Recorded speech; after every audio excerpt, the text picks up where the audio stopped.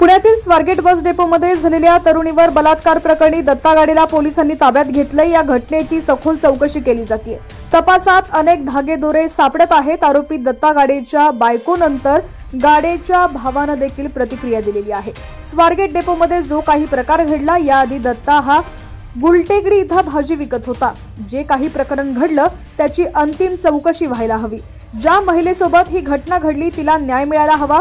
या प्रकरणी सखोल चौकशी झालीच पाहिजे। आरोपीला फाशी दिली तरी चालेल, पण सत्य बाजू सगळ्यांसमोर आली पाहिजे। त्या दिवशी नेमकं काय घडलं याचा तपास व्हायला हवा। चौकशीनंतर मीडियानं नाण्याची दुसरी बाजू देखील दाखवावी। या घटनेमुळे आमच्या गावातील लोकांचा आमच्याकडे बघण्याचा दृष्टिकोन बदललाय।